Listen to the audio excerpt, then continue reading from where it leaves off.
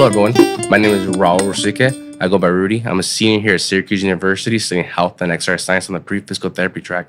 Prior to this, I was in the Navy for 5 years, and I worked and lived on a nuclear submarine at Pearl Harbor, Hawaii. Today with me, I have the distinct pleasure of having Vice President of Diversity and Inclusion of Syracuse University, Dr. Mary Grace. How are you doing today? I'm well. How are you? Good. I want to say thank you for coming and spending some time with us today. Of course, I appreciate the opportunity. Thank you. So my first question is just you talk about your background and how you end up in such a big leadership position at such a great school. So I'm going to bring you back to the first day of new student orientation at the University of San Diego. And the first event for orientation had it listed as a surprise event at the law school parking lot. So I show up at 8 o'clock and I realize there are so many people walking around with overalls and bandanas and straw hats. What are we doing here? And it turns out to be a huge square dance for all the first years. And the orientation leaders knew if they put square dance, no one would show up, right? So they put surprise event. And the reason why that event stands out in my mind is that was a university that was in the town that I was primarily raised in, right? I'm an immigrant from the Philippines, but I grew up in San Diego. And it's a very, very diverse city. But I remember standing in that parking lot, feeling lonely and scared, confused, nervous, because I didn't see any students of color. And it was a moment of culture shock to not see any other brown faces or dark hair in a sea of 1,000 people. And right when I was turning around to go back into my residence hall, I happened to look across the parking lot and there was a small group of people who I thought were students of color. And so I was like, are those my people? So I remember weaving through the sea of 1,000 people who were do-si-doing. And they turned out to be other Filipino students and other students of color. And the very next day, they took me to the United Front Multicultural Center. And that was a place where there were other students of color, where there were women leaders, where there were LGBTQ leaders. And that was my home away from home for 4 years. And when I think about what that experience was like for me as a first-year student on the very, very first day and how confused and lonely I felt, I wanted to be in a position where I didn't recreate that for other students who were coming up after me. And I wanted people to feel like they belonged and that they made the right choice and that they were exactly where they needed to be. And so in many ways, I feel that I wouldn't be here sitting with you if that event didn't shake me to my core. Wow. And that's pretty interesting because, like you said earlier, San Diego is so diverse. Yes. And for the school in that city not to be diverse is pretty crazy. Yeah, and at that time, I was involved in our student government throughout my time there. And when I was leaving, I was talking to admissions, and we had found out that it was only 7% of the students were students of color. Wow. Only 7%. That's crazy. Yeah, That's crazy. in San Diego, yeah, right? Yeah. And having been in the military, San Diego, there's so much military there, and that's how they also got a lot of diversity. We're also on the border, right there with Mexico, right? Yeah. So it's like, how can this campus be this white Yeah. at that time? But it was a really pivotal moment in my life. Yeah, wow. That's insane. I grew up in around Bakersfield area, by the way. Yeah, in the valley. Yeah, in the Central Valley. Yeah. Yeah. I read on a Syracuse article about you. that you also ended up in San Francisco for a while. Yes. Why did you choose there? How'd you get there? So right out of undergrad, I was able to get a job as the director of multicultural services in Maryland. And I was there for 4 years. And That's a pretty big, far jump. big change. And everyone Yeah. always asks, how did you end up here from San Diego? And if you saw where I lived, it was a rural community. And at that time, it was a very aging population. A lot of people were older. It was predominantly white. Very, very few Filipinos again, right? And I knew that I wanted to come home. And I wanted to be not only closer to family, but be in a place that had more diversity. I wanted to be at a campus that had social justice as a core value. And the University of San Francisco was a place where I was able to do that. I worked at 2 campuses. Actually, I taught on 3 different campuses, but most of my time in San Francisco was at USF. It was a Jesuit Catholic institution. And there's a lot of tension. I identify as Catholic, but I also know that the Catholic Church was very oppressive. And when we look at the genocide of indigenous peoples, Jesuits and other Catholic entities were a part of that genocide. And so it's this constant negotiation of these tensions of, being Catholic, but also having a social justice mission, being a woman in as part of an organization that many see as very patriarchal, right? So I'm constantly navigating these tensions as an immigrant who came here as a baby, but is navigating two different cultures. I mean, I'm constantly navigating these gray Yeah. spaces. I feel like being a woman too in a minority household is even tougher. And being the oldest. Yeah, because I feel like Filipinos and Mexicans almost have the same Oh, culture. yeah, we're Very similar. cousins. Yeah. Yeah, because we're at the high school. They have a big Filipino weekend every year in Delano. And man, it's just crazy, just the similarities. Do you know the significance of Delano and Mexicans and Filipinos? I know about the Cesar Chavez. Yes. Well, yeah. Yes, Yeah. yes, with the United Farm Workers and the coalitions, the interethnic coalitions that we saw with the farm workers movement, right, between Filipinos and Chicanos. Yeah. We also saw a lot of that interethnic coalition in Hawaii with the sugar plantations. Oh, wow. Yes. And so that was, a lot of coalition with Japanese, Korean, Filipino. So in many ways, I grew up with an ethos of interethnic solidarity, where in some communities, is this tension of being crabs in a barrel, right? So when one is achieving, others are pulling it down. Yeah. But I come from an ethos of bringing others up as we climb. It's fantastic. So, if you don't mind me asking, where did you get your PhD from? Yes, I got a doctorate of education at the University of San Francisco, and it was in education and leadership. Wow. Organization and leadership, rather. So after San Francisco, how'd you end up in Syracuse? Well, I had one more place before I ended up. And everyone keeps saying, you keep going to colder and colder climates, right? So after San Francisco, I ended up getting a position at Brown University. Oh, wow. And I was there for 8 years. And then I became the chief diversity officer at the University of Rhode Island. I was there for 3 years. And then that's how I ended up here in Syracuse. How'd you like Rhode Island? I loved it. A lot of Dominicans, a lot of Cape Verdeans, surrounded by really, really good food. Again, not a lot of Filipinos, but we found our way. We built community. I met my husband in Rhode Island. And so it's been wonderful for us to travel here and to stay here, find a new home. We actually have 2 sons who are going to be coming in as first-year students here. Oh, wow. It's awesome. Yes. So we're going to be forever orange also. Yeah. Right. So Syracuse has been amazing, Rudy. It's very welcoming. Absolutely. And seeing other Californians. Yeah. I don't know how we all, and I have a funny story about that. So my first weekend that I moved here to Syracuse, I saw that there was a Filipino food truck serving lumpia. Lumpia. Lumpia. Yeah, I've been there. Yes. She's super nice. Yeah. Not only she's super nice, and not only She's from she's San Diego. Filipino, she's from San Diego, and her mother owned one of the first Filipino bakeries in San Diego that we used to go to. And I remember when I first met her at the Taste of Syracuse festival. That's where I saw her too. When we met her, yeah. So funny. We were like, how did we end up here in Syracuse from San Diego? How do we end up here? How did you end up here, right? So there are ways in which our journeys converge with others who influence us. And at that time, Dr. Sri Banks was a vice president here, and she was a 3-time alum of the university. She recently passed away last year, but prior to her passing, she spoke so highly of Syracuse. And she said she could never work at a university that wasn't as diverse as Syracuse or didn't have a real commitment. And that mattered to me, that she had that sort of endorsement of the university's commitment. And I saw it every step of the way during my interview process. Wow.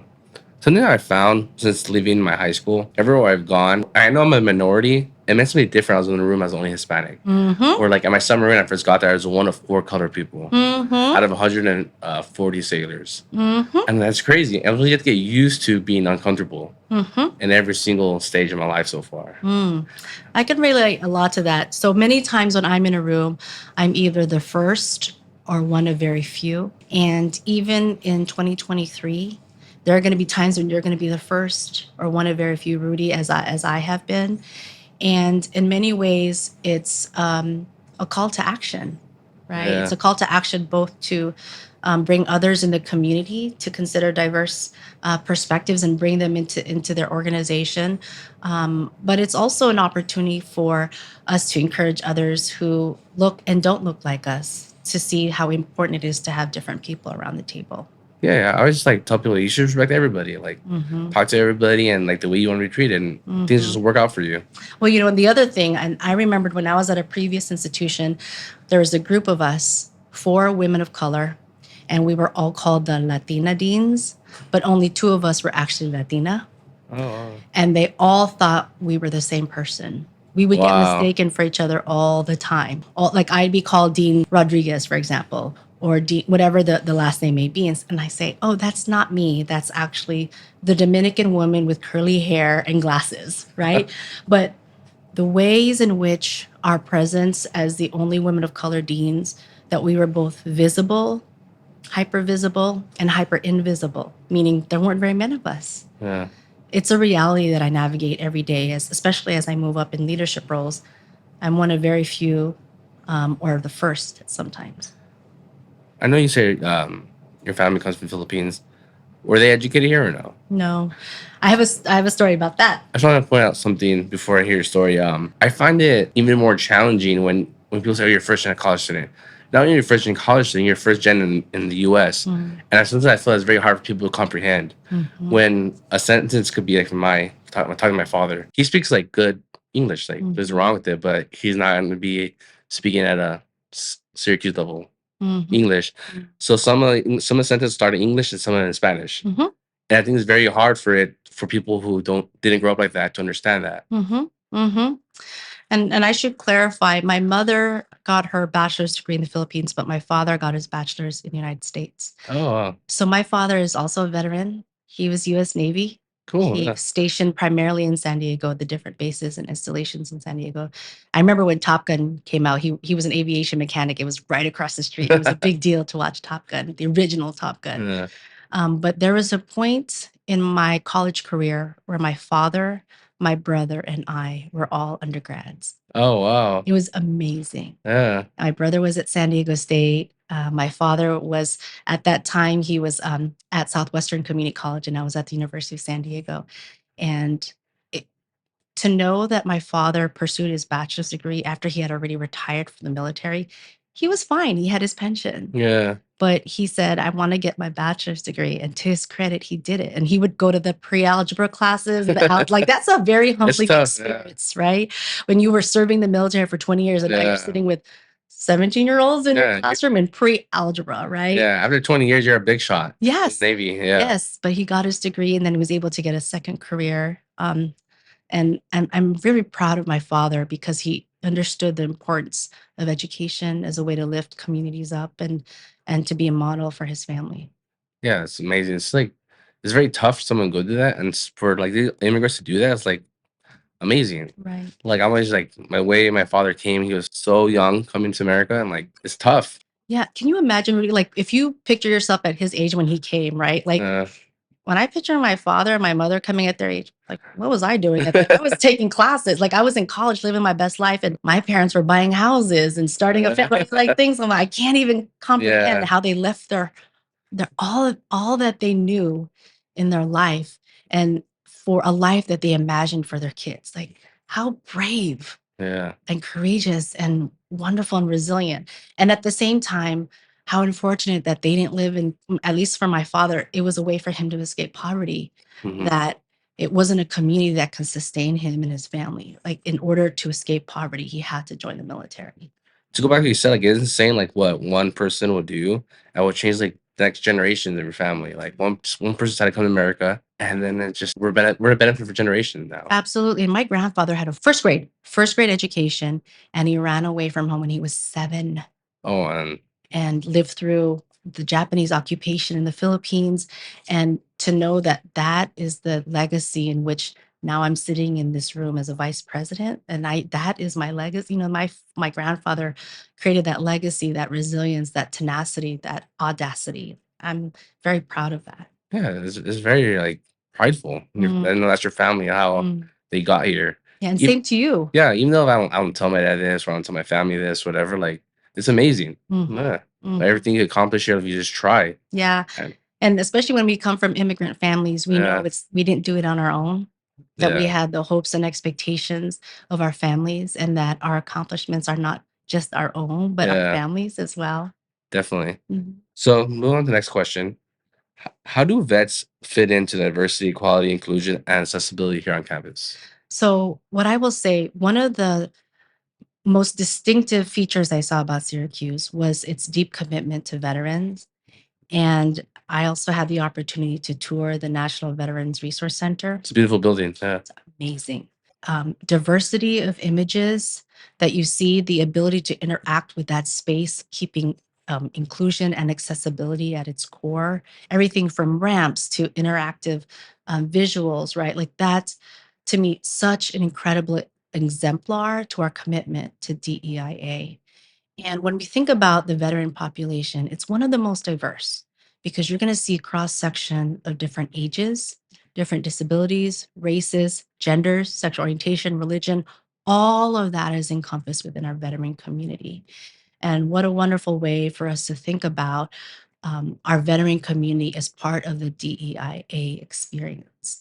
And first generation, how many of our veterans are also first generation immigrants, but first generation in college, Yeah. right? I just think that to be at a place where we are a global destination for veterans and military connected families, as a daughter of a veteran, makes me really proud to work at a university where we've had a long history of doing that.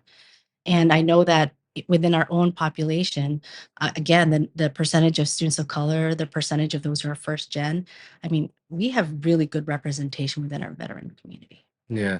Something I find that a veteran is one contract the way I did one contract.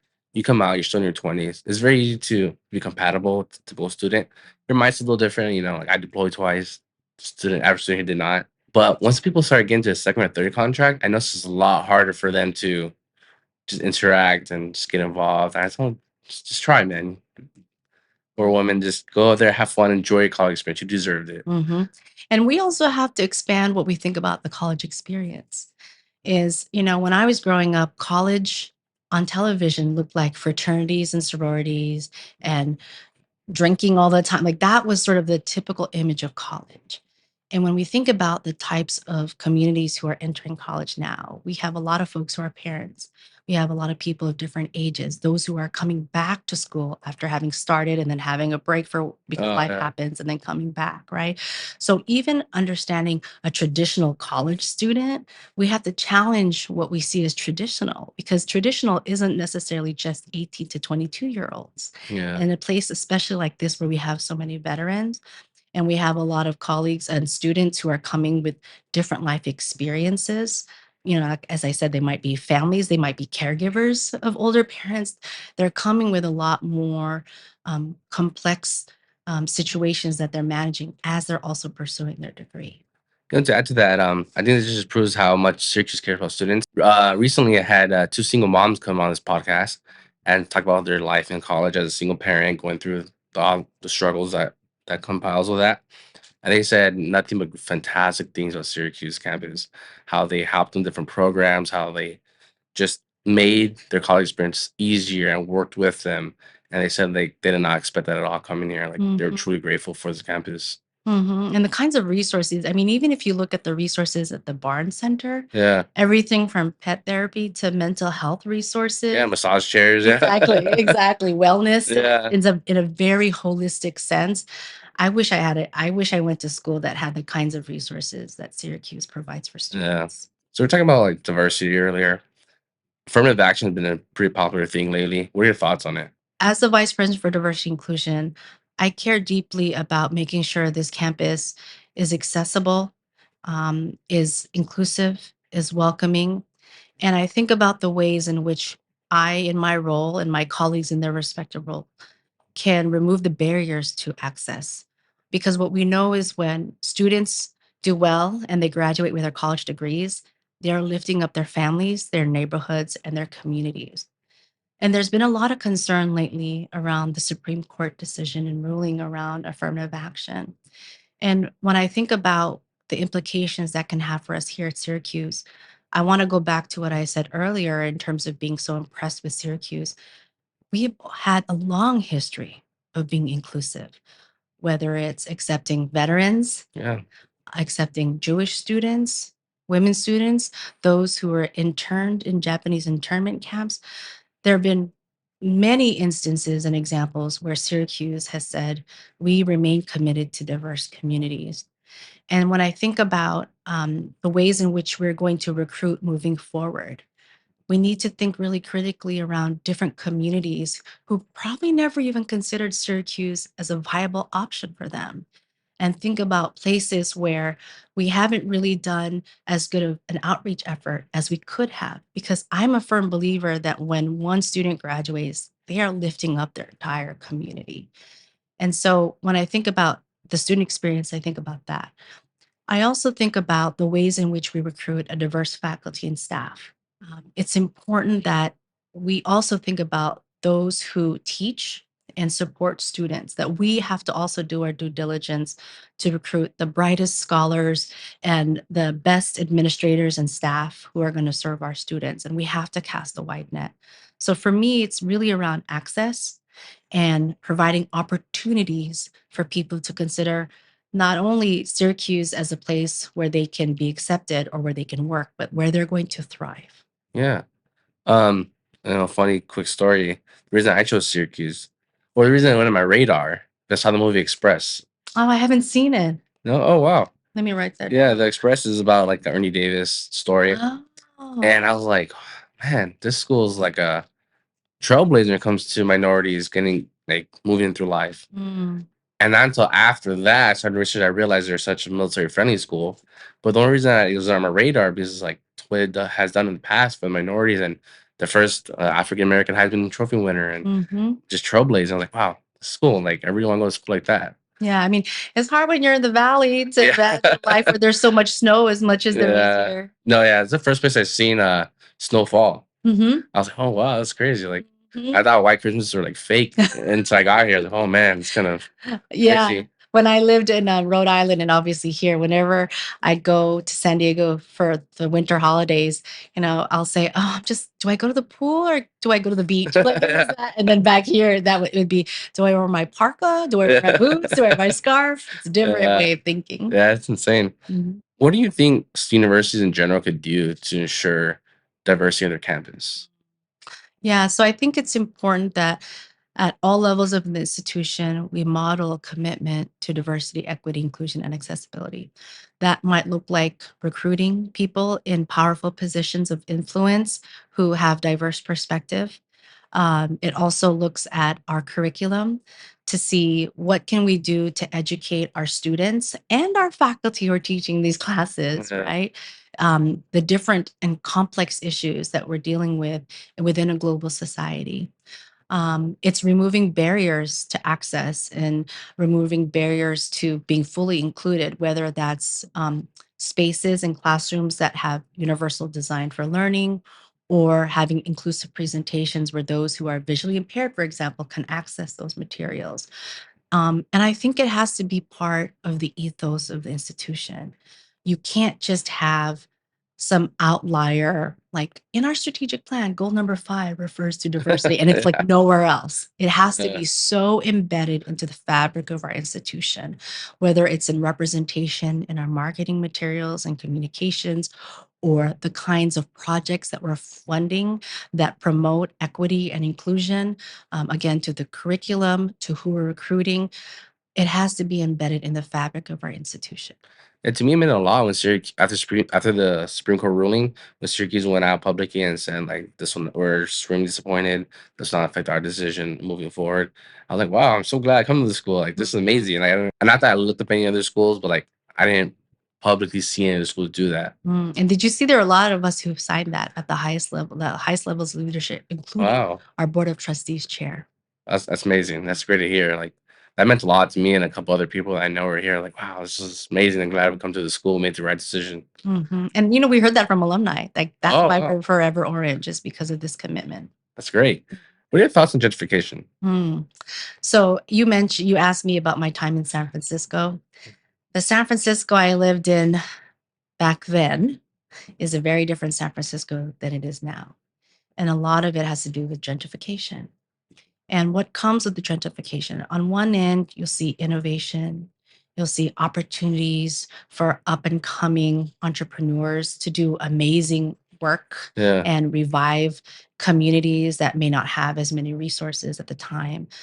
But it comes at a cost sometimes. And it also includes the displacement of communities that are likely to be in poor neighborhoods, likely to be immigrant, likely to be people of color, likely to be people who are in need of health resources and educational resources.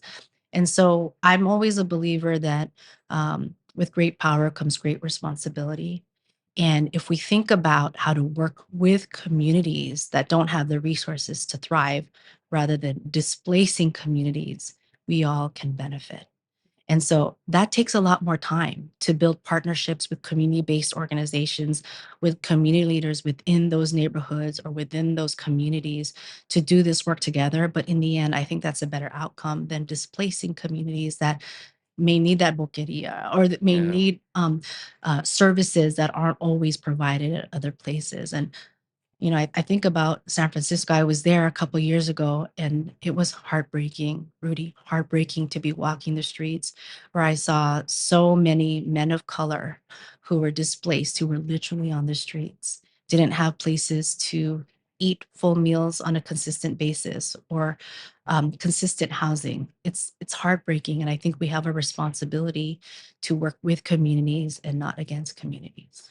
That's a fantastic point. Like working with communities, but like I agree with everything you're saying. I feel like it's very hard sometimes for communities to let go of the past and move on to the future. And eventually when I have kids, I'm thinking back to where I grew up. There's a part of me that wants gentrification Mm-hmm. because generally when that happens, communities are safer. I love the tacos in the corner, Mm-hmm. but I'm not gonna walk there at night to get the Mm-hmm. tacos. No, Mm-hmm. I'm gonna drive there in order to go and leave, most likely. Mm-hmm. And I think that's kind of sad. Like that's unfortunate. Mm, So I guess so. You're right. Like working with community leaders would and make best of both worlds. mm. That'd be fantastic. And see what the needs are rather than also anticipating what those needs are. Oh Right. yeah, So it's like actually we need more resources in our schools versus needing more X, right? Like it's important to identify the needs of the community. And I would also say when we think about how communities are impacted, it's important to also see the structural and environmental conditions that allow for some communities to thrive and others not to. So, for example, we can identify neighborhoods here in Syracuse or in our hometowns where you'll see rent-a-centers, check cashing, right? Coin operated laundries, liquor yeah. stores, and other areas that have yoga studios and, you know, all these other Whole Random. Foods, right?